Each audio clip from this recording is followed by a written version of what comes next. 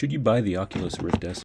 With the Oculus Rift S coming in at $300, a very close price to the Quest 2, which Oculus just released, we have to ask, is the Rift even worth $300? The Rift S is a PC VR headset and you need a computer to run one, unlike the Quest 2, which is a standalone device and does not need a computer to run. The Rift S is Oculus's second rendition in the Rift series, with the Rift S taking the place of the original Rift. The Rift S has an advantage over other VR headsets in that it doesn't require any separate sensors, and the only sensors you'll use are the ones that are already located on the headset. There's an array of 5 cameras on the headset, with 2 being on the front, 1 on both sides, and 1 on the top.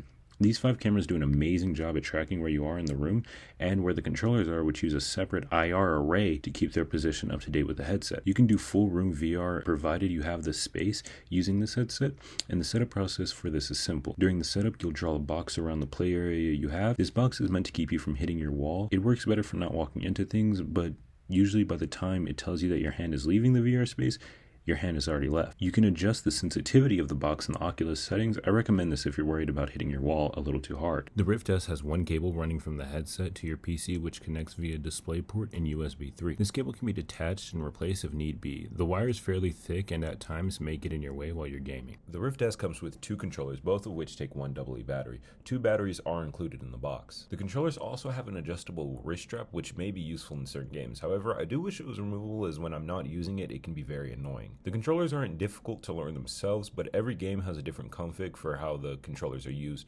so it may take you time to learn each individual game. The controllers feel okay and they seem like they might last a while. The buttons on the controller are very responsive and you can feel them going down. However, the 2 menu buttons on the controller suck. Their placement is very awkward and they don't protrude out. So in essentially every game that I play, I find myself accidentally pressing them down.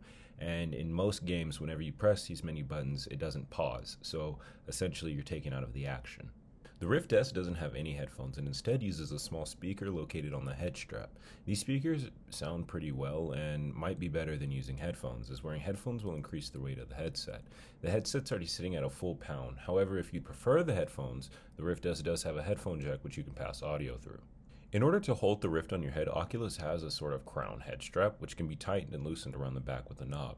Going over the top is a piece of cloth which is designed to help hold your head as well, and it's fairly comfortable. On the bottom of the headset, the Rift has a button you can use to adjust the distance the headset sets from your face whenever you're wearing it. If you're like me and you wear glasses, this is a great addition. The foam on the front of the headset is also very soft and supports your face while playing games. It also helps eliminate all of the colors coming in from the outside.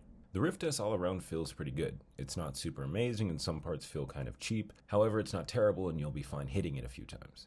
The fact you need no trackers and the tracking is still super good and amazing, and that you can play both Oculus and Steam games is amazing for the Oculus. The Oculus doesn't need a super strong PC. However, I recommend that you still use Oculus's or Steam VR's test before you buy one. With the 15-foot cable, full room VR should be very easily achievable.